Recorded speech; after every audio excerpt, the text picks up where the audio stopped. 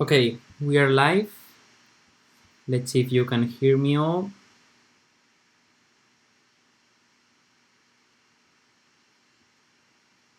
We're doing a sound check now.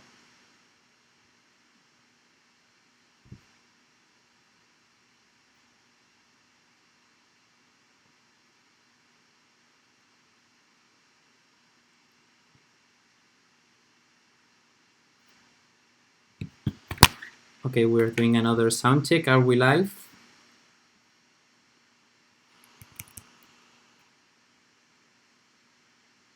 Okay, yes, they are telling me we're live. Welcome everyone. This is the second day of Barcelona in modules.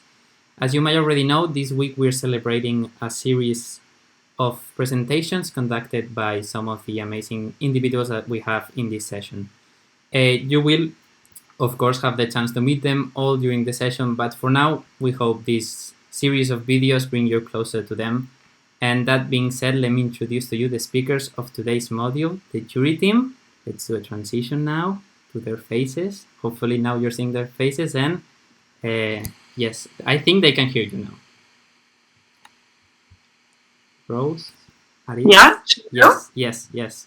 Okay, great. Hi, everyone. I'm Rose, and I am the head of jury of Barcelona.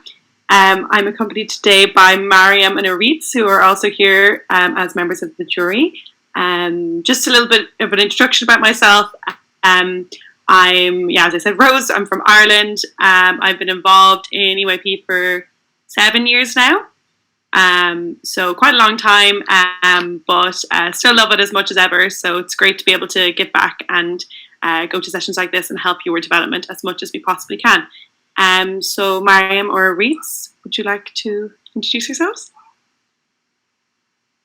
Mariam, maybe? Okay, thank you. Hi everyone, my name is Mariam. I am also a part of this jury team, and personally I've been in UAP also for now 5.5 years, and it's been a wonderful journey. I'm from Ukraine myself, but I study in Krakow, Poland. I study history. Currently I'm in the process of graduating and writing my thesis. And yeah, in general, I have, apart from EYP, my main hobby in life is making and eating hummus. I also have passion for hedgehogs and, in general, just a normal human being, and very, very looking forward to the session happening in October. Okay, so hello everyone. I'm the third member of this lovely team. My name is Aritz. I'm from the Basque Country, so city near Bilbao. And well, I've been involved in EYP for 6 years now, a little bit more than 6 years.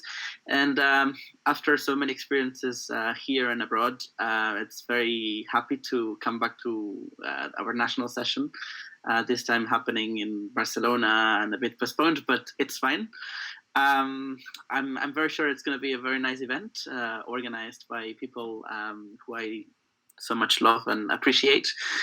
And I really hope that you as delegates and teachers also take the most out of this experience that we want to share with you.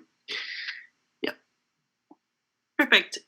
So this module kind of aims to give you a little bit of an introduction as to what we do as a jury, what we look at, what our values are as a jury in terms of, you know, our goals are for the session, and then also kind of looking at biases that might come into play when we're fulfilling our role, and how we can possibly, reflect on these biases and how we can overcome them. There's going to be time for questions at the end, but if you do have any burning questions, just feel free to comment them, and we'll try and address them as soon as we can. So I'm going to hand it over to Mariam to do. So first of all, we are going to, probably all of you are wondering why is there a jury team in the first place, and most of you are probably aware that you have applied for the session, which is called a national selection conference, which means that there is some kind of selection process happening. So I'm just going to very quickly go through the idea of the selection process and why we select people in EVP. And for that, you need to know about one element which makes EVP special, and this element is called an international session.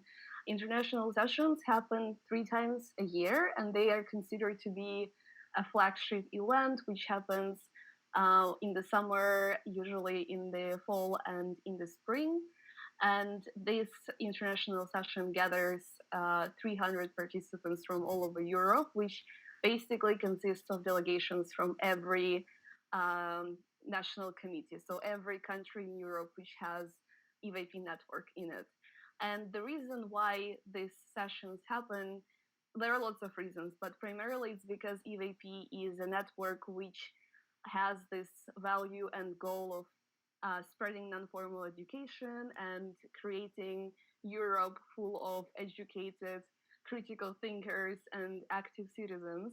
And this is the main value which we try to bring to the youth. And in order to do this, connecting these people and bringing these people from all over Europe is the best and the most efficient way and the most fun way to do this. However, you can't there is a limit to the amount of people who can be at an international session. So the number of delegates depends on how large your national committee is, and from every country, a particular number will go to international session. So we are going to select this amount of people to international sessions in 2021 and 2020 perhaps. And the reason why we can only select this particular amount of people is why the jury team exists.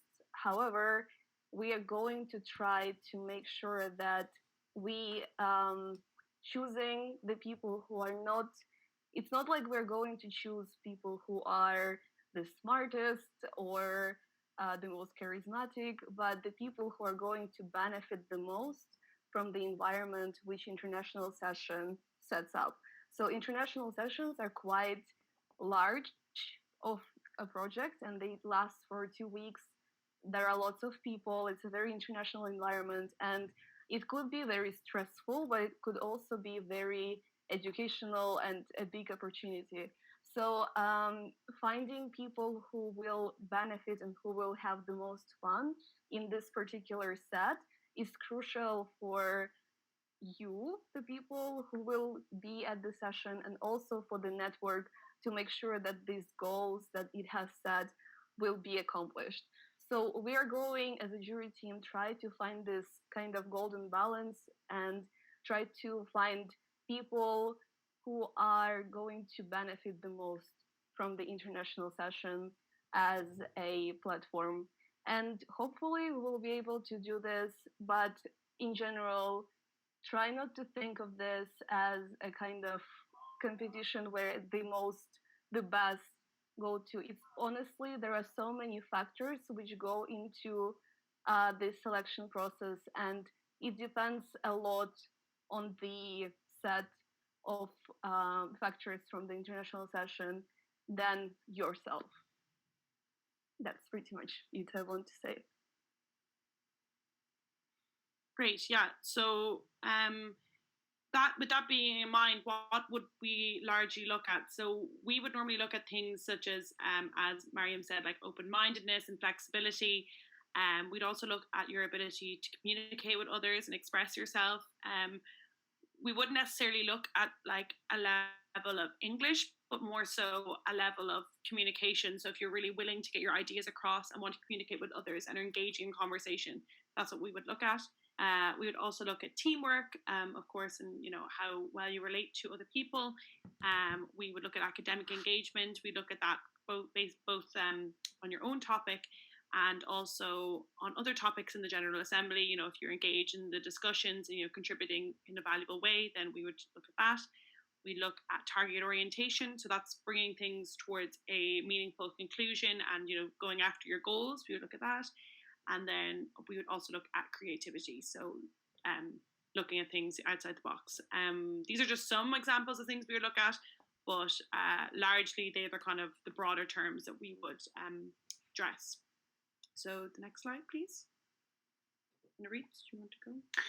Yeah, so you may be asking yourselves, what parts of the session do we as jury members assess? So in a way, the whole session has like different stages, as you may know, and the most important ones, or the official ones, let's say, is the team building, committee work, and General Assembly. So this means that every evening activity, such as Eurovillage and stuff, are not going to be directly assessed in a way. So only team building, committee work, and General Assembly will be. Especially committee work and General Assembly.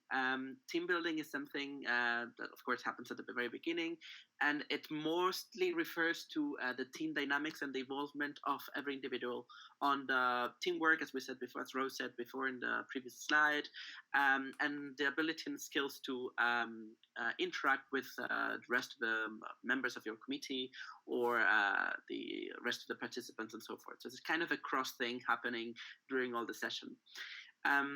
Of course, committee work with all the criteria set before, and General Assembly as well in a more major scale. So what is our goal as a jury members, as a jury team for the session? First of all, as we said before, and I think Mariam said it before, we're not here to organize kind of a contest or a competition for debating. But it's more an open platform where we can share our opinion. No, that's the EYP, and learn and take this experience to gain skills and be trained in a way. So that is why we are here as well, to help you in your development, as EYP is a developing process in a way. So I think this session particularly also will give you the skills and the development needed for the EYP life, but also for anything professional or personal outside our organization. Also, the second point is very important for us. It's feedback. As you may know, EYP is a platform that is based on feedbacking. Basically, we believe that feedbacking is the tool that we have in our organization to grow and to learn from our past experiences towards the future. So that is why we want to be an open platform to share feedback. We will be offering you feedback at different stages, not only once the event has ended in a way in a written format, so that you can actually have it for the future, basically, but also probably during the session we will be having some spots where or when you can approach us, and we actually want to share this message with all of you, that we are approachable, that we are a team that has, in a way, the time to observe you in a way, and to share this feedback for you, so that you could also take this session as an opportunity to grow as well. And of course, then the selection part, which is to pick the representatives of decency of European Youth Parliament España within the European Youth Network. So representing, in a way, our NC in future sessions, not only international sessions, but also international forums or regional and national sessions abroad. So in a way, we need to pick these people as well to represent our NC in future sessions. Perfect. And Mariam, would you like to add anything else? Are you okay? Well, yeah, just to add a bit more on the feedback part, I think pretty much everything was said already by Aritz, but we just want to make sure you understand that we are not going to just be there and walk around the rooms and observe you, but also this is something for you to really kind of, I would say, try to benefit from us being in the rooms as much as possible as well. Because if you have something you want to work on, especially when it comes to the way you express your opinions or how you work as a team player, you can really use our eyes and our feedback in order to work on yourself. And we will be there offering this feedback and offering this kind of advice for you. And I think it would be amazing if you wanted to use it and to try see what kind of points of development for yourself you could have, and perhaps even grow for as an EVPer and as a person, and learn something new for yourself. It's a very great chance to really try to kind of challenge yourself in this format. Thanks very much, Mariam. Okay, so leading on from that was just kind of like a brief introduction in terms of what we do and what we look at and what we value. But we also kind of wanted to show you maybe things that might affect our work and things that might lead to, what we would train in before we do this, so that we know that we are doing the best job possible and that we are aware of our own biases that we have and how we can overcome them. So this section is just going to be about different examples of biases that exist. And then at the end, we're going to talk about things that we do as a team to try and overcome these biases so that we can do as fair and as just and as honest a job as we possibly can as a team of 3 individuals, which is tough in some ways because there's a lot of you and there's not that many of us. But we do these exercises so that we can try and do as good of a job as possible. So next slide, really.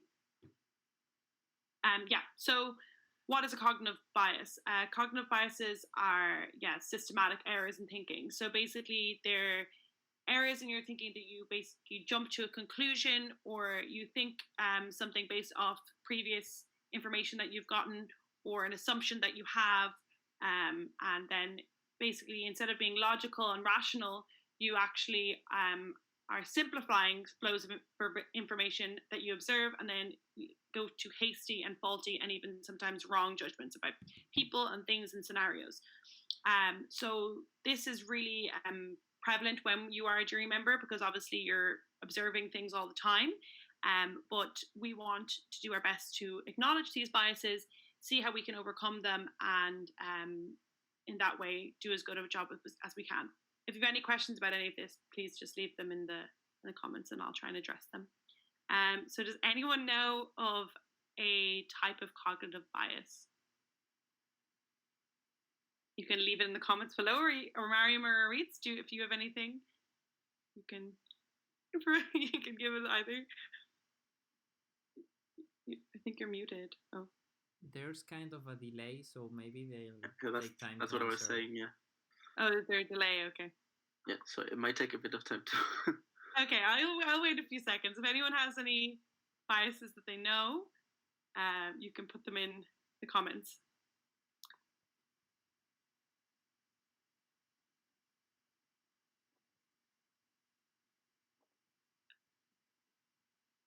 Political, yeah. Political bias. So, would that be like a political stance that might come into effect? Yeah, sure. Anyone else?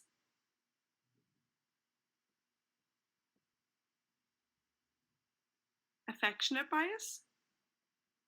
Sure, I've never come across that myself, but I'm sure there's so many that exist. I'm only giving examples of ones that I am aware of. Affectional. Oh yeah, affectional bias. Yeah, I have heard of affectional bias. Yeah. Someone who you prefer maybe because of your ideals. Yeah, that's true. So basically, when you can see yourself in someone. Gender, yeah, gender bias. Confirmation bias, yeah, that is a really, really big one in EYP, especially when you're judging people, that you see that all the time. And I'm going to go through that later. Religion. Sure, yeah. So these are kind of maybe like preconceived ideas you have of someone based off their religion. Yes, that could happen. Anyone else?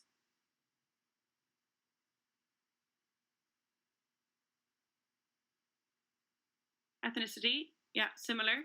So I suppose like politics, gender, religion, ethnicity, they would be all kind of like stereotypes that people might have based off these things, which you definitely need to be aware of.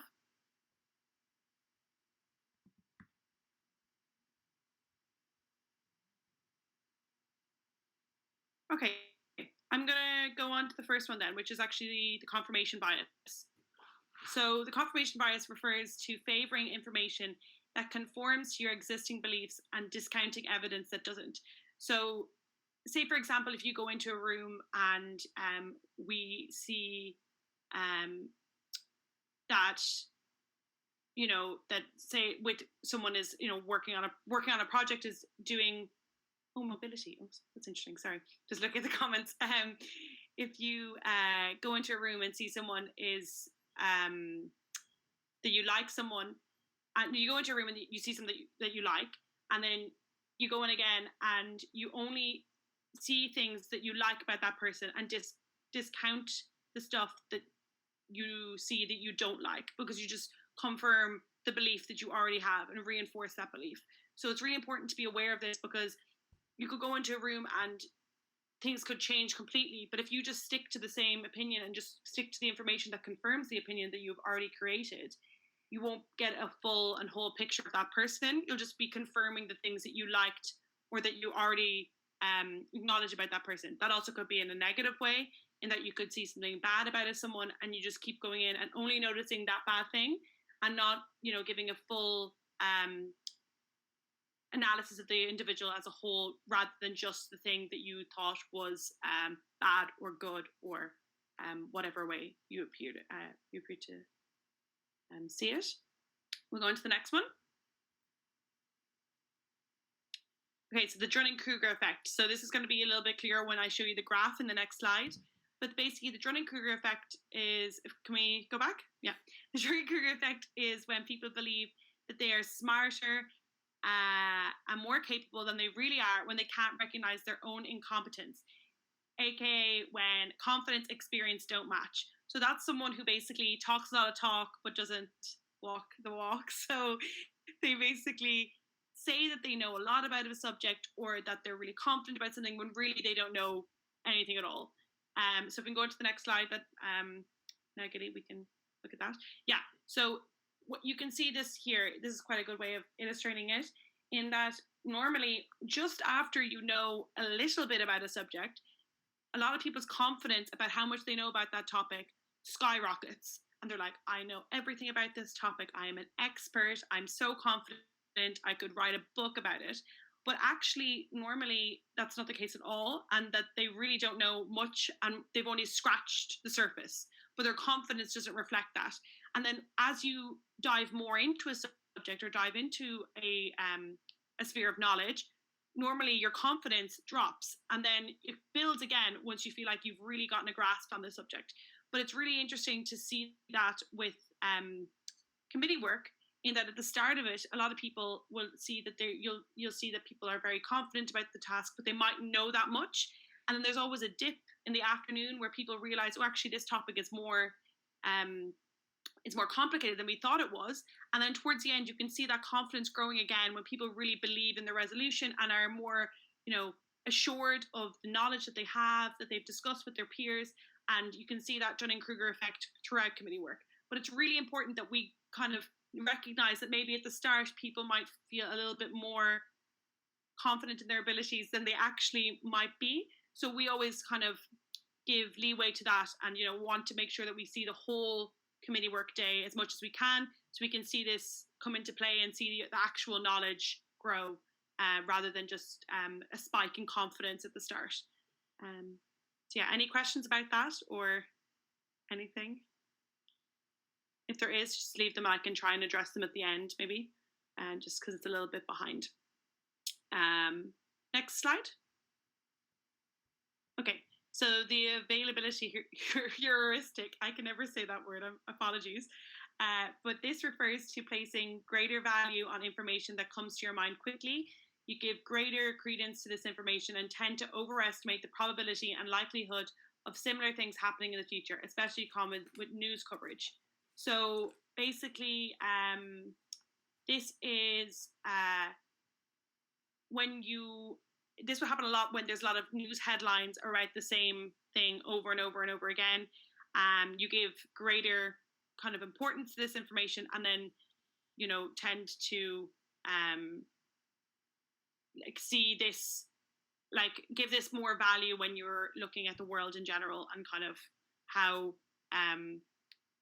much importance this has in society. So this would happen in committee work as well, when sometimes you'll be focusing on one big task, and then you might not really think about the other things that are important to a resolution, and just get really focused on one thing. So we always try and see if that's happening, and we also see that ourselves if we are really focused on, say, the dynamics between people, but are not focusing on the other dynamics that are happening elsewhere in the room. We need to make sure that we're aware of everything that's going on, and that we're not being biased towards the thing that is maybe the largest or taking up the most space within the room. Next slide. So the self-serving bias is the tendency to blame external forces when bad things happen and give yourself credit when good things happen. So that's like if I was to play sport and I was like, I was just having a really bad day. It's not my fault that I played really badly. It's the weather, and I'm not feeling everyone on my team was really bad, but I was okay, but everyone else wasn't great. That would be a self-serving bias where you kind of tend to give yourself the kind of benefit of the doubt. And it would be the same in a positive sense when the team does well in sport. You would say, oh, sure, I played really well. It's all I'm the reason why we did so well, but not taking the blame when it's the other way. So this could happen as well when you're looking at delegates, in that you'll see that maybe you'll see in a committee that they will say that they'll take credit when things are going well, but might not take credit when things are going badly. So we just like to maybe see that people have a good realization of ownership of the process in its entirety, and not just the things that go well in the process, but the process as a whole. So this is something that we quite like to look at. Next slide. Active observer bias is, so it's basically your tendency to attribute your own actions to external causes while attributing other people's behaviors to internal causes. You attribute your high cholesterol level to genetics, but you consider others to have high level due to poor diet and lack of exercise. You attribute your own success to hard work and talents, and others to good family background. So that's just kind of something that you need to recognize in yourself, and kind of a bias that you might have in terms of your ability to do something versus someone else's ability to do something. And it's really important to maybe recognize that in yourself, so that you don't put other people down, and we should all just be at the same level and lifting each other up rather than putting each other down. Next slide. And the anchoring bias is, the tendency to rely on the first piece of information you learn, quite like confirmation bias, but it's kind of pulling you down to the first thing you know about someone and just anchoring everything to that, rather than taking in other things that you just kind of disregard. So that would be very important for us as a jury team to make sure that we don't have an anchoring bias, and that we take people as a whole, a complete person, and all of the contributions that they have, rather than just the first contributions that they present within the room. Next slide. And then the last one is the IKEA effect. And this is a cognitive bias which consumers place disproportionately high value on products they partially created. So this can be seen actually in a good way, I think, when delegates, a lot of the time, I had this when I was a delegate. I thought my resolution was the greatest resolution that had ever been written, but would not give the same value to the other work that other committees did, even because I wasn't there and I wasn't part of it. So I think it's really good to leave this bias behind in EYP. It does happen quite a lot, but in General Assembly, it's great to see engagement in all of the topics and not just necessarily the ones that you were a part in doing, but that you can give, your time and your effort and your energy to all of the topics, because everyone has the IKEA effect on one of the resolutions, but not yours. So you just need to make sure that while it's good to have ownership over your own achievements, to also not feel like other people's resolutions or other people's work isn't as valuable because you weren't a part of it. So it's kind of recognizing that in yourself and, appreciating that other people have that bias too, and that you should kind of bring each other up, as I said earlier, rather than bringing people down. So yeah. Next slide. So how do we overcome cognitive biases? Does anyone have any ideas? Mariam or Aritz, do you have any submissions about this? No? Okay, I can go to the next slide then. So yeah, this is the main thing that we do anyway as a jury team to try and overcome them. So first of all, have an open mind. Try and overcome the things that you mentioned earlier in the comments, such as, stereotypes that people might have, leave them behind you because they have no place in EYP. Be aware of our biases and how they could impact our work. So doing training on biases and how they influence our decisions and influence our judgments, and how we can kind of recognize them and know that they exist. It's almost impossible to say that biases won't impact you in some way, but kind of being aware of them and discussing them is really important so that we can be as fair as possible. Having a mixed team, so all three of us are from different countries.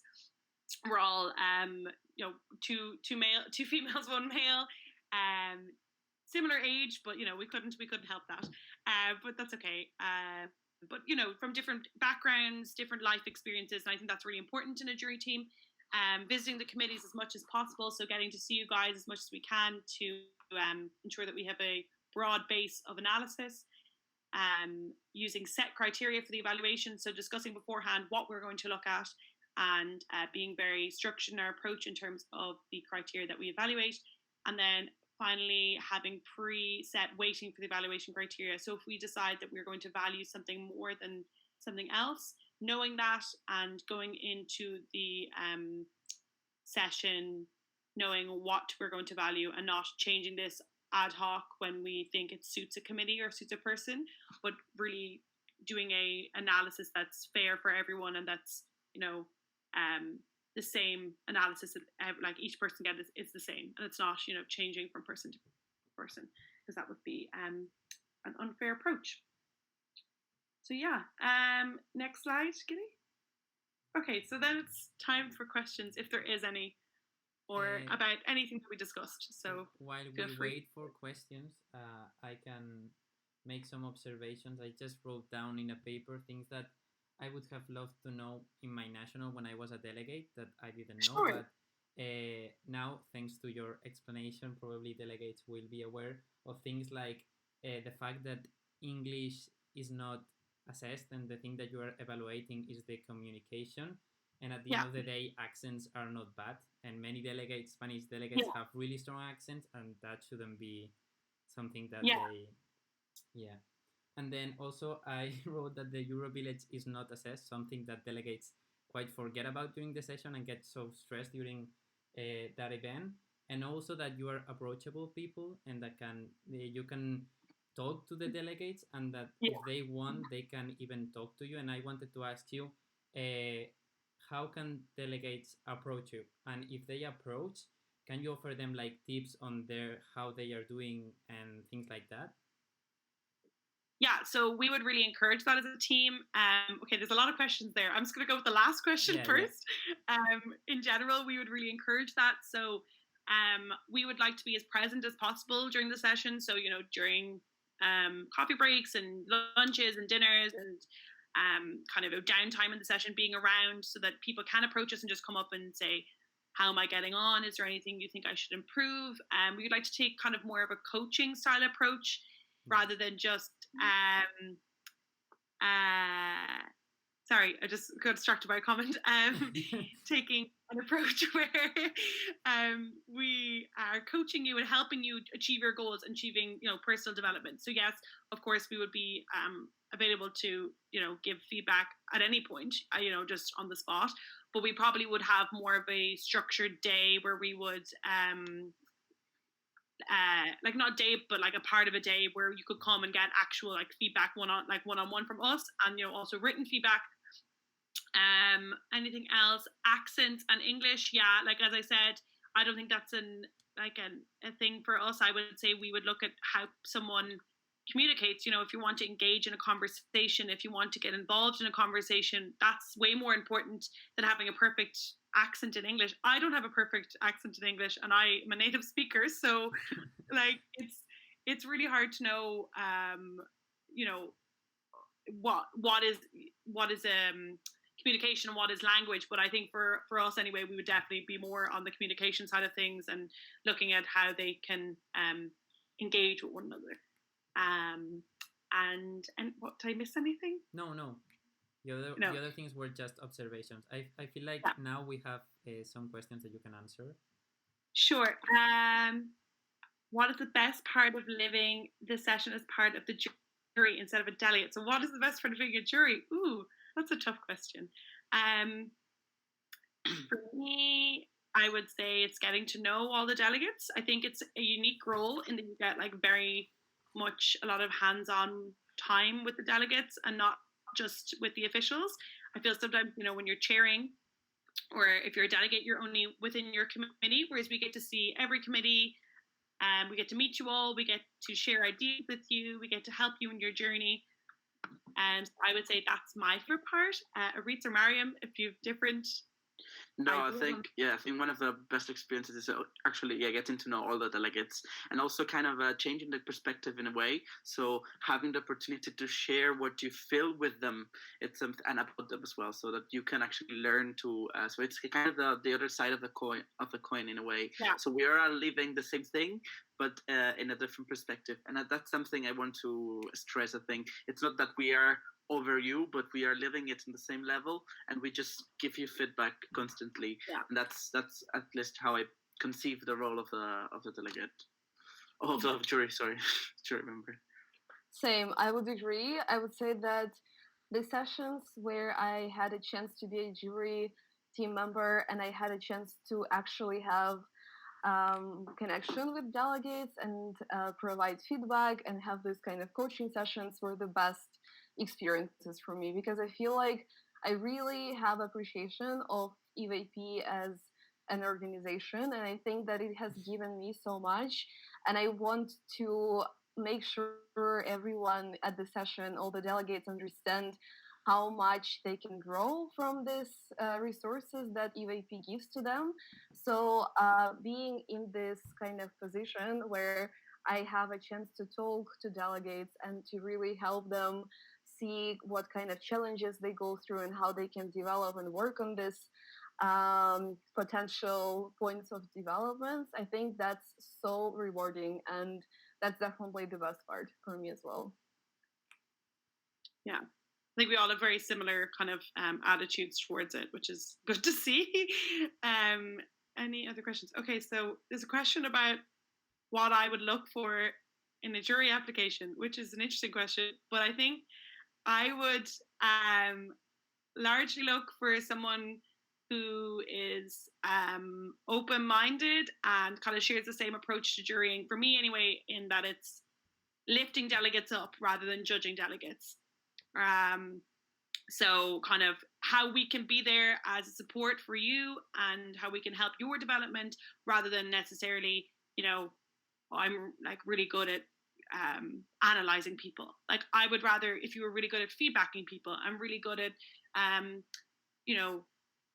helping people towards their goals and kind of coaching them along towards feeling more confident to themselves, feeling like they got something out of the session, and kind of being that extra bit of support for them at the event. So that's quite broad. you can,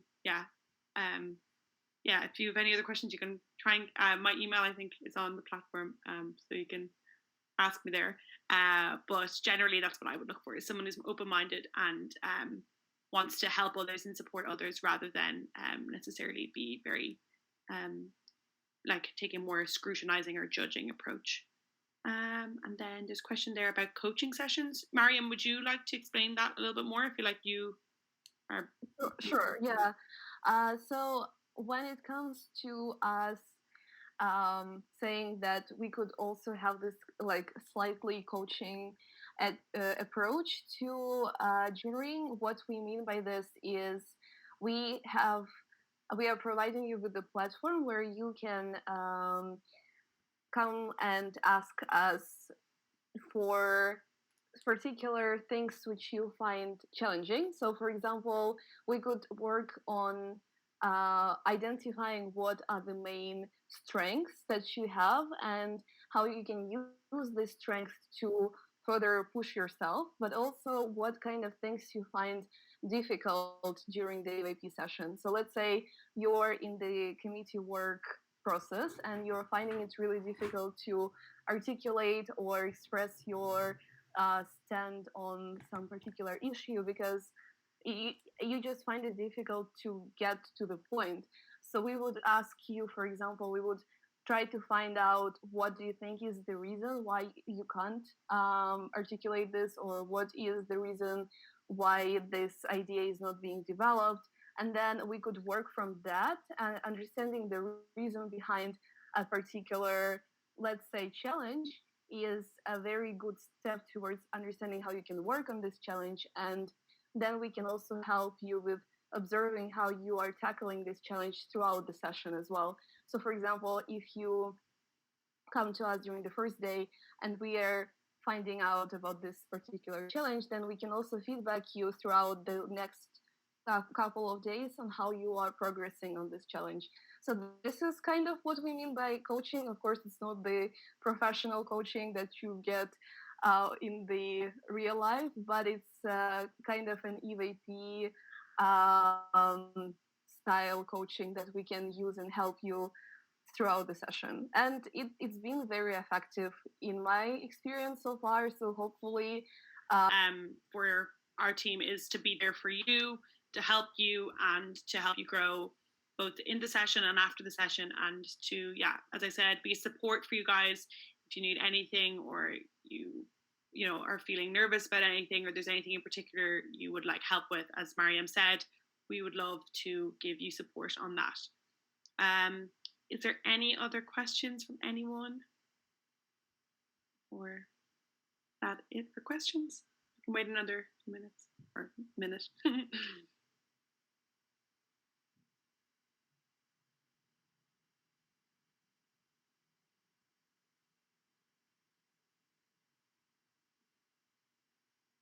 No?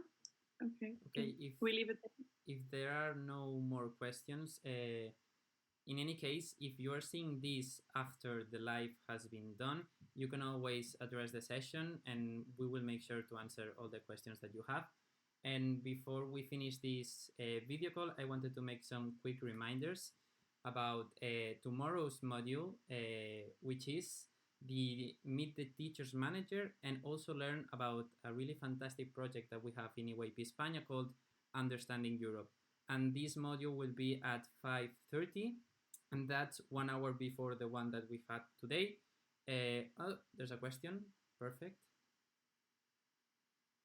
Or no? What role? Oh, yeah, sure. So what roles should jury have had in EYP before jurying?